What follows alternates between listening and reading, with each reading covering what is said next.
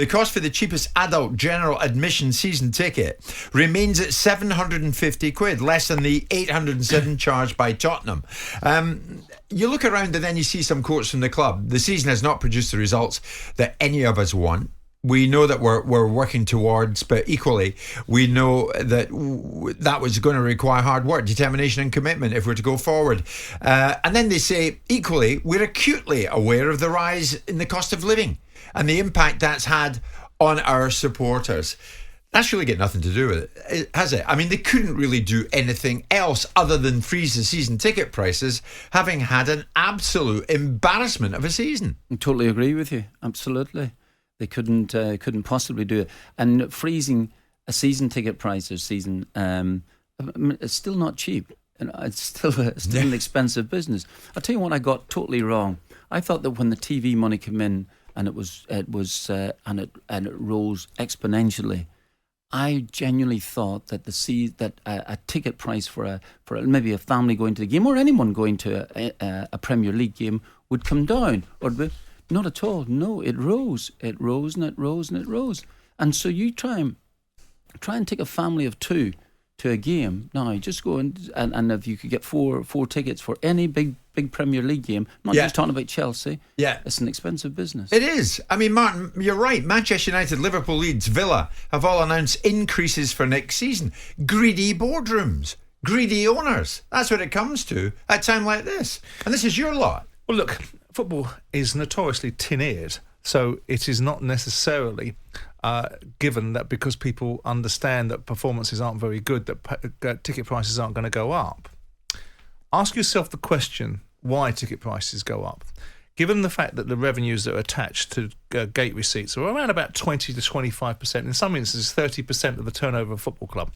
So it's not an insignificant amount. And then you look at what's driving the revenue inside a football club and where it goes. Oh, players' salaries. Well, no, We're going to land in that. I'm sorry, it's a simple fact. If you're going to pay football managers £10 million a year... Well, don't pay it. But these are market forces dictated by the industry's inability to be able to overcome the historic legacy of not having proper controls in place. No, but never mind the managers and the players. Put the most important people first, and those are the fans. But let's get it... Are you agreed on that? Yeah, to some extent, yes, of course. Of course. Right. So freeze a ticket price in this time of austerity. By the same token, on one hand, football survived during COVID without any fans. Then we wanted the fans back in. Then we spent the last year, 18 months, vilifying the fans for their behaviour back in the stadiums. So we make our minds up about what we think fans are important for. But the fans are, in part of this vicious circle. Get rid of him, get him in.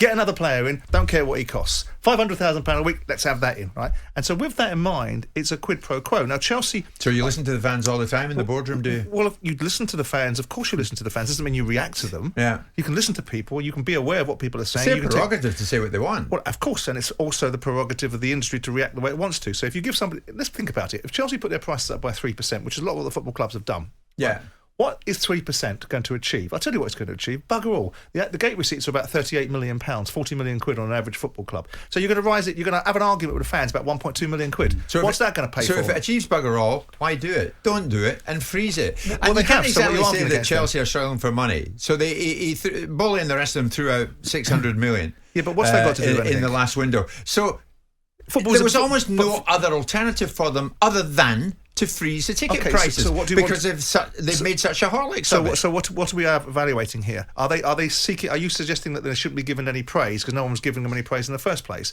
So the bottom line is that part and parcel, football fans tell you that they own the football club. It's their football club. You're just a mere custodian. So with that in mind, they will contribute to the running of that football club and the profligacy of it, and the spending of the obligations to players, to managers, to the cost implications of transfers. We sit here quite happily to discuss the fact that Declan Rice is going to go for 120 million quid. That's the marketplace. Get on with it. Yeah. So whose job is it to pay for that then? No, but wait a minute. Do you honestly believe that in their statement, Chelsea really mean that they're acutely aware of the rise of cost of living and the impact that that's had on our fans? Do you think they really mean that? Do you think that's driven this decision? Okay. Do you think it has? I can't sit here. Has it played any part in it? I can't sit here and understand the intent of someone else's motivations, and neither can you. What I can say to you is that it is a reasonable assumption that because of the nature of the performance of this side, it would be... they couldn't win, right? If they give a pay hike, you'd be saying, what the hell's wrong with these people? If they don't do a pay hike, you turn around and say it's an ulterior motive. So what do they do then? They can't do right for doing wrong. I mean, Martin, you and I are in the camp of it's been a dreadful season. They had to do something, right? Absolutely. It's exactly that, and they wouldn't. You can imagine the fans would rail against that if they chose to put the prices up. Simon has just mentioned what difference is that going to make. Let's say it was a 3% rise and 1.2 million. I think the point you're getting at, Simon, is that I think you just have to start to look again. Look at the prices of players, inflated prices for footballers, which we know. Yeah. How on earth can you pay a lot? But they paid Chelsea, for instance, have paid is it 105 million pounds for the midfield player Enzo Fernandez. Absolutely. Yeah. So and then probably on a 5 or 6 year contract with X number. So where on earth, at some stage or another, where are you going to get this money back again? Well, they are, you see. The thing is with football, it's going to keep on going because the revenue streams that are available to the football clubs as the broadcast deals get bigger and bigger, and eventually sell their own shit. What the argument would be, what I'd like to see, is because I do believe in the inherent value of fans, I'd like to see the prerequisite controls inside football clubs and now enable them to be profitable, so they put the 70% wage caps in there so that the players are not going to go to the poorhouse, by the way. And that leaves you with a situation with football clubs, and then you can give it back to the fans by taking away the cost implications of people watching live football games. Because if you're sitting in a situation where 30% of your turnover, 25% of your turnover in most football clubs, 30% in others, comes from the ticket revenues, then you have to factor that into your thinking.